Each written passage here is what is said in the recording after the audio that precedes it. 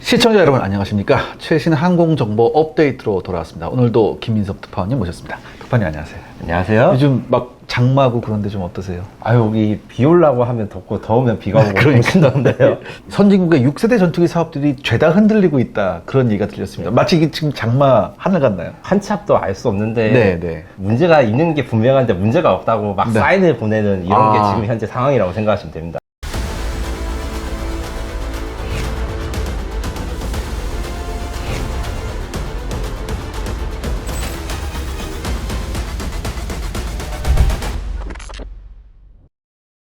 지난번에 우리 특파원님께서 미국의 이 NGAD 사업이 확실한 컨셉을 보여줘야 이제 나머지가 쫓아갈 거다 그런 말씀 해주셨는데 네. 이 미국의 NGAD가 재검토 얘기가 나옵니다. 이거 어떻게 된 겁니까? 네, 이게 돈이 너무 많이 드는데 과연 이렇게 한 게 맞아? 오라? 뭐 이런 식으로 우려가 되는데 네네. 물론 올해 예산이 조금 삭감이 되긴 했지만 네. 사업 자체는 진행될 거고 다만 방향성에 있어서 이게 NGAD라는 게 앞에서도 앞서 방송에서도 이야기했지만 가오리 같이 생겨서 B2랑 비슷한데 네. B2랑 다른 게 가오리가 각이 좀 긴 가오리다. 그렇죠. 왜냐?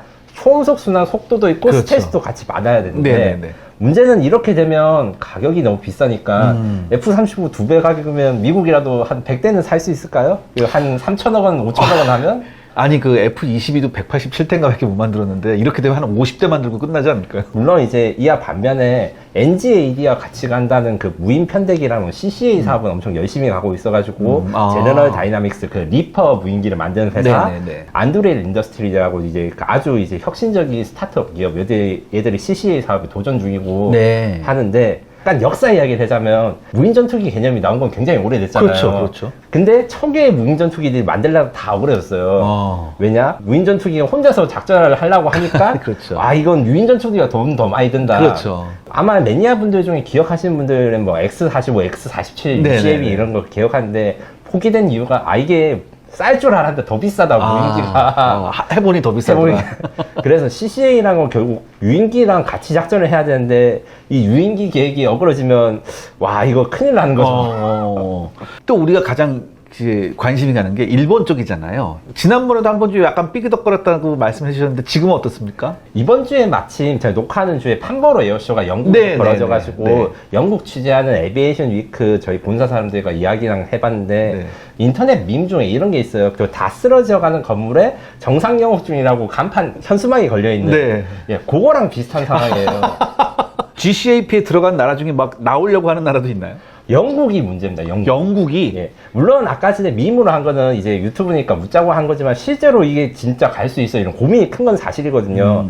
그런데 밖으로 나온 뉴스는 우리 잘 되고 있어요. GCAP가 잘 진행되고 있어요. 잘 뭐가 될 것 같아요. 요거를 계속 보여주니까 불안하다.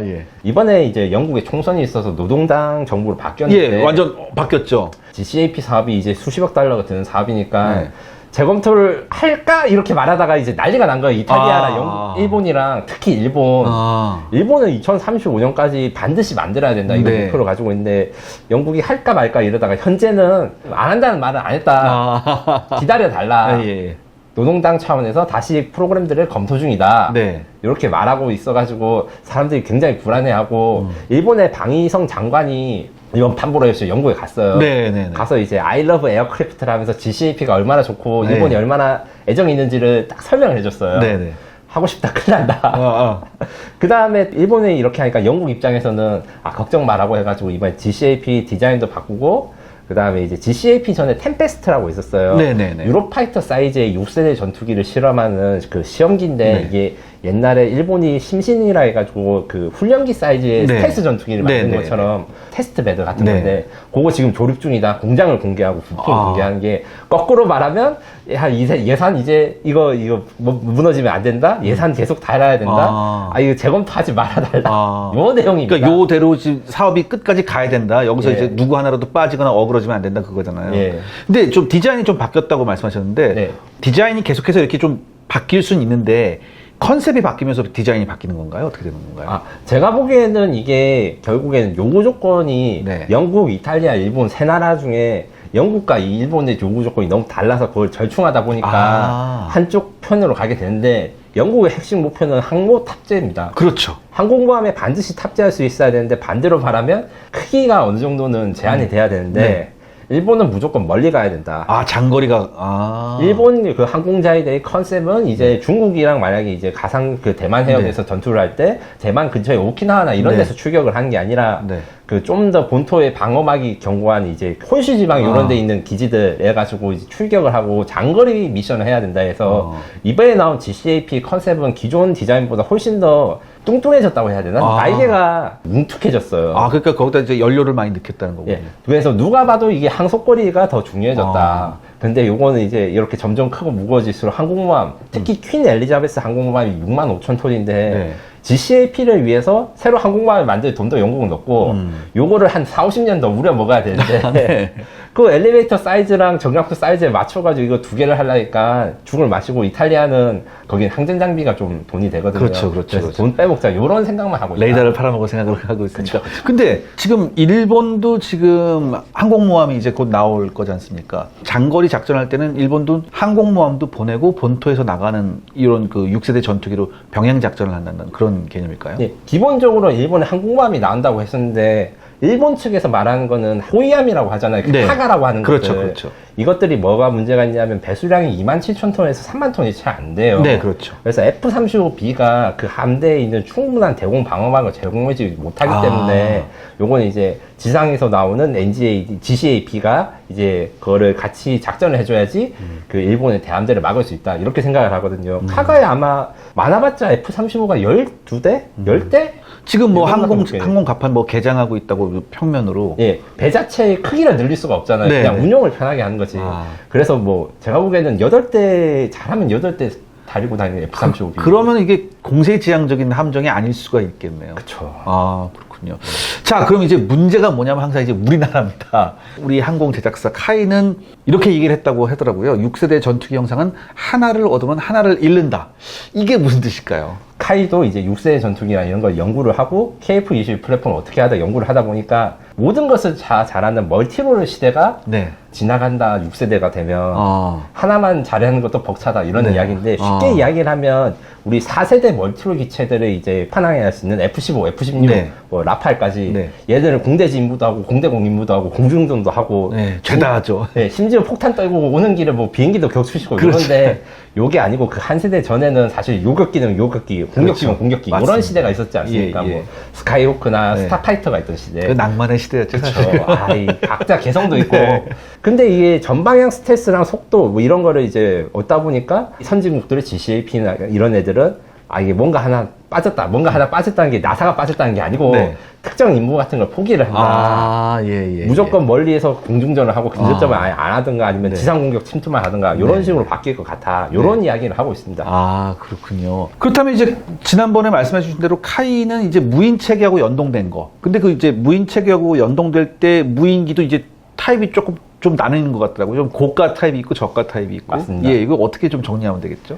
요거 정확하게 말씀드리면 카이가 만드는 NACS를 KF-22EX라고 표시를 하는데 이 KF-22EX에 들어가는 수많은 시스템들이 있어요. 왜냐? 아까 지금 카이가 지금 6세대 이야기를 하면서 KF-22EX의 중요성이 있다. EX로 KF-21로 6세대 전투기를 만들지는 못한다. 왜냐면 이게 이제 극초음속국으로 다 마 2류 이상으로 달리고 막 전방향 스텔스가 되고 하려면 새로 만드는 게 빠르고 돈도 엄청 들 거 아니에요. 근데 이렇게 돈도 엄청 드는 애들이 이렇게 가는 동안 KF-21은 비용대 효과가 있는 어느 정도 선을 지켜가지고 경제성을 확보하면서 최대한 전투를 끌어오르겠다. 그리고 그 수단이 KF-22EX와 이 무인체계가 있는데 지금 미국, 영국이나 이제 다른 나라들의 무인체계들은 처음에는 이제 아까 전에 X-47 이야기를 했는데 모든 것을 다 비싸게 만들기 위해 무인체계 쓰는 의미가 없잖아요. 그렇죠. 와, 이 돈이 한 대 날아갈 때 1,000억씩 날아가면 누가 그걸 함부로 위험한 지역에 투입하겠어요.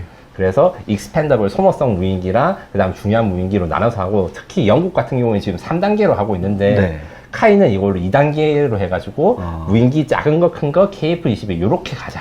이게 제안입니다. 저는 이렇게 느껴지거든요. 카이는 너무 욕심부리지 않고 한계를 명확하게 그은 다음에 거기 내에서 가장 최대의 효율을 발휘하자 이렇게 보면 될까요? 물론 요거랑 반론도 존재해요. 그 여러 가지 종류의 무인기를 섞어서 쓰는 게 쉽지 않다. 예. 특히 이제 무인기의 종류가 다르다는 거는 성능과 기능이 다르고 항속거리도 다르고. 그렇죠. 이제 대한항공이 제안하고 있는 KUS FC랑 KUS AW라는 계획들이 있는데 네네네. 그런 거 같은 경우에는 단위 기종으로 KF-21과 팀을 내자.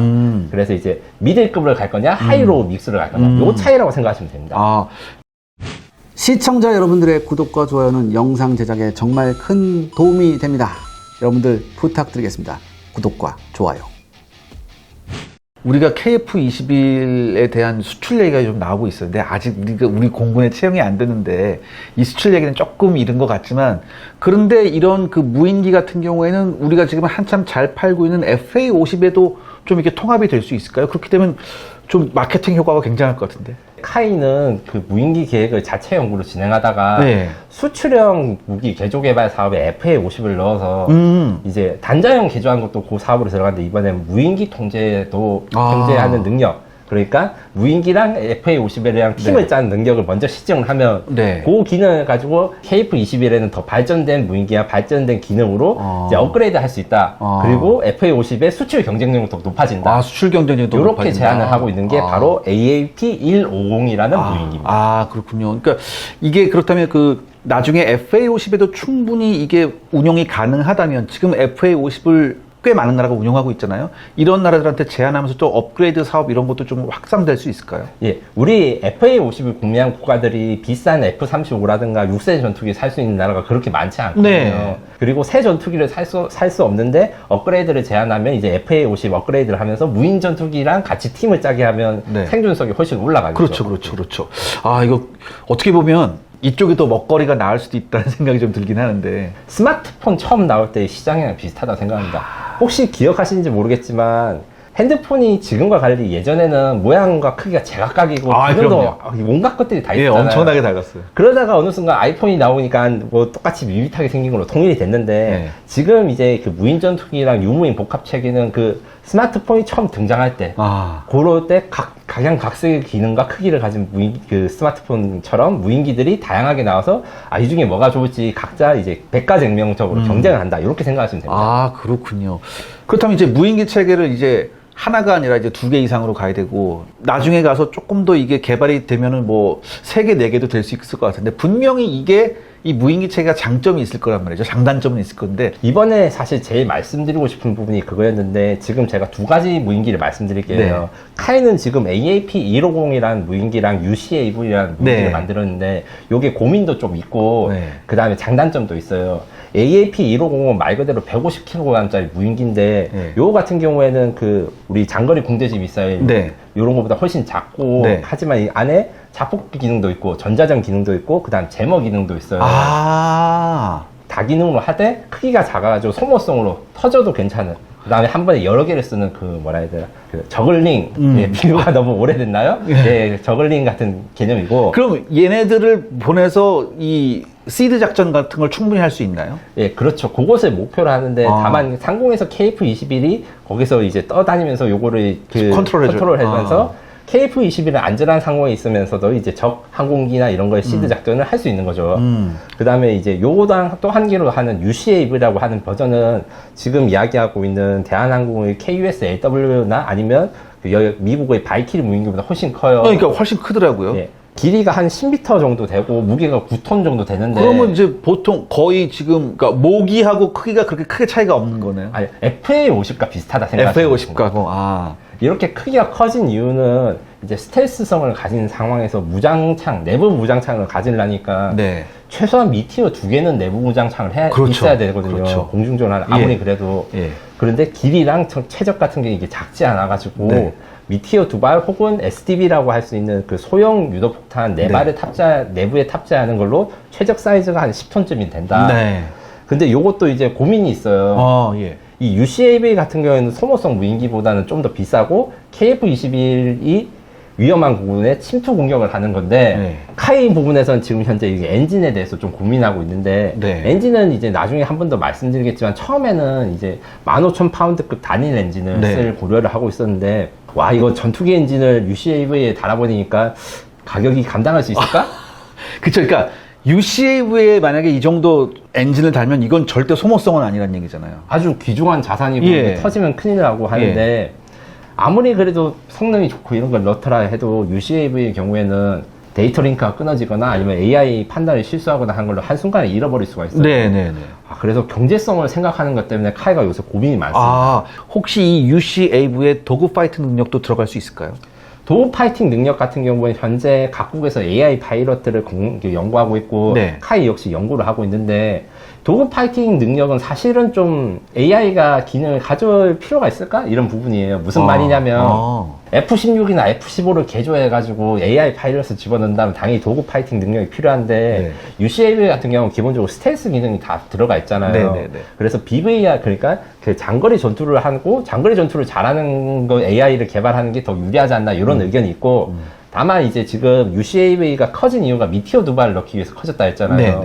그래서 일부 무인전투기 지금 만들고 있는 중에서는 내부 무장, 암람 같은 거 내부 무장이 불가능하니까 소형 공대공 무기를 달아야 되니까 그러면 요 소형 공대공 무기 사거리가 짧으니까 거기에 맞춰서 AI 알고리즘을 짜야 되는 거 아니야? 요런 이야기가 있어요. 그런데 이제 UCAV 같은 경우에는 장거리 미사일을 달 수 있으니까 거기에 맞춰서 발달될 것이고 그래가지고 지금 카이가 최신으로 생각하는 거는 단발 엔진 대신에 쌍발 엔진으로 가자. 그럼 더 커질 텐데? 아니죠. 무슨 말이냐고 하면 전투기용 엔진을 넣지 말고 비즈니스 제트 기용으로. 비즈니스 제트 기용으로? 흔하게 쓰이고 있거나 싼 것들 있잖아요. 상용으로 나와 있는 싼 것들. 그거를 쌍발으로 만들면 단점이 있어요. 단점은 초음속 비행 못 합니다. 그렇죠. UCAV가. 그건 민간 상용이니까 초음속 비행 안 되죠. 애프터버너도 안 되고 대신에 그 항속거리는 길어지고 그렇죠. 항속거리는 길어지겠죠. 그 코스트를 크게 줄일 수 있어가지고 요거에 대해서 이제 단발과 쌍발이 고민을 하고 있다는데 요게 참 재밌는 게 아시는 분은 알겠지만 KF-21이 처음 시작됐을 때 단발로 갈 것인가 쌍발로 갈 것인가 요 고민이 많았죠. 굉장히 고민이 많았어요. 그때 KF-21 쌍발과 단발 했을 때 단발은 약간 가격을 다운시켜가지고 수출 경쟁력을 싼 맛에 팔자 요파였고 쌍발파는 그래도 우리가 우수한 성능과 이런 걸로 승부를 보자 해서 쌍발이 이겼는데 이번에 UCAV 단발과 쌍발 논쟁은 반대로 돼서 단발이 성능이 좋은 거고 비싼 거 쌍발이 오히려 싸고 성능이 약간 떨어지는 거 이렇게 돼 있습니다. 근데 전 이게 있어요. 왜 우리 예전에 스텔스라는 영화도 봤듯이 이제 모기가 무인기 하고 다니다가 갑자기 저기 탁 튀어나오면 무인기한테 딱 명령을 얘가 가서 이제 더그 파이팅을 멋지게 하거든요. 전 그 로망이 있단 말이죠. 그게 되냐 안 되냐 그거예요 지금. 그것도 지금 저는 이제 개인적으로 생각하고 있는데 지금 두 개의 무인기를 했을 때 AAP-250은 강의가제 모드가 있어요. 갖다 이제 꼬라박는 거. 물론 이게 에어투 그라운드라고 해가지고 적 방공망 같은 거를 꼬라박는 용도로 있는데 제가 보기엔 요것도 조금만 개량하면 공대공도 꼬라박을 수 있나요? 그거를 한번 시도를 해보면 하지 않나.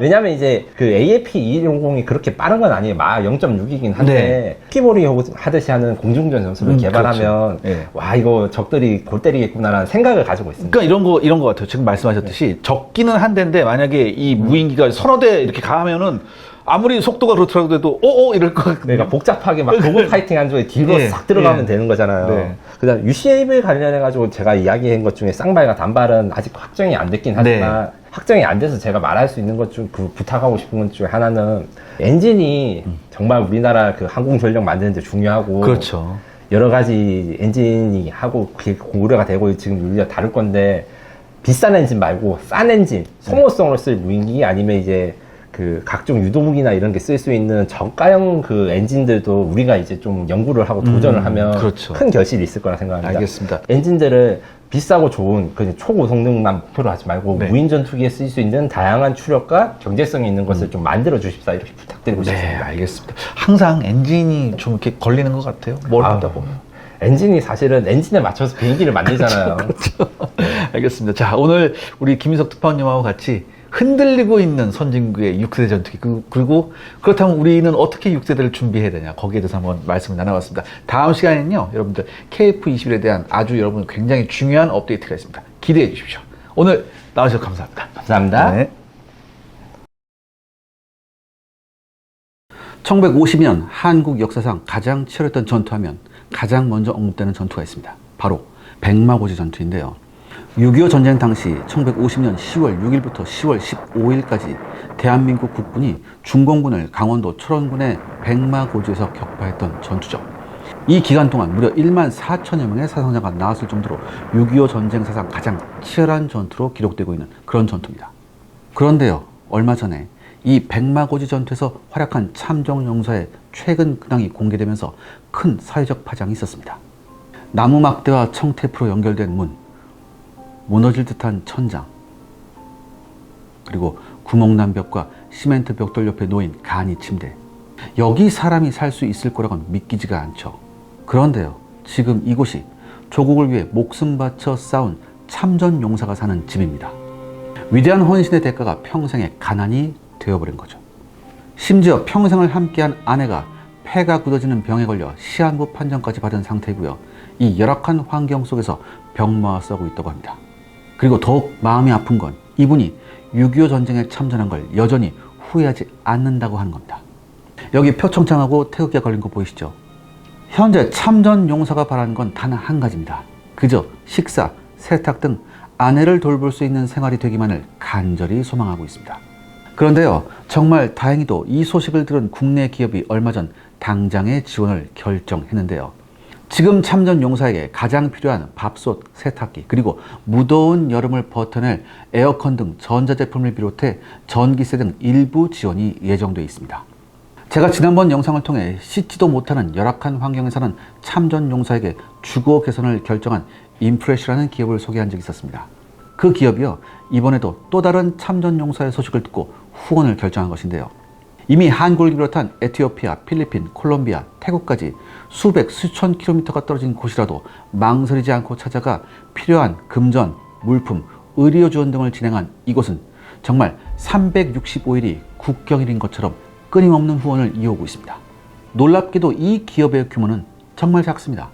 심지어 적자 속에서도 영웅도를 외면할 수 없다며 이 같은 후원을 이어왔다고 하는데요. 이 기업이 이렇게까지 후원을 이어온 이유에 대한 답은 이렇습니다. 바로 한국인이기 때문에. 정말 명쾌한 답변인데요. 그래서 오늘은요, 이 기적을 창출하고 있는 기업 인프레시 후원 프로젝트에 동참할 수 있는 특별한 상품을 소개하고자 합니다. 해당 티셔츠와 볼캡은요, Things to Remember, 기억이라는 주제 아래 참전 용사의 노고를 잊지 말자는 메시지를 전하고 있습니다. 또한 일상 속에서 착용할 수 있는 심플한 디자인에 태극기를 넣어 의미를 더했는데요. 해당 상품의 수익금 일부는 참전 용사분들께 후원되며 기업명이 아닌 구매를 통해 동참한 분들의 명단이 전달된다고 합니다. 현재 할인된 혜택가로 판매 중이니까요, 많은 관심과 동참 부탁드립니다.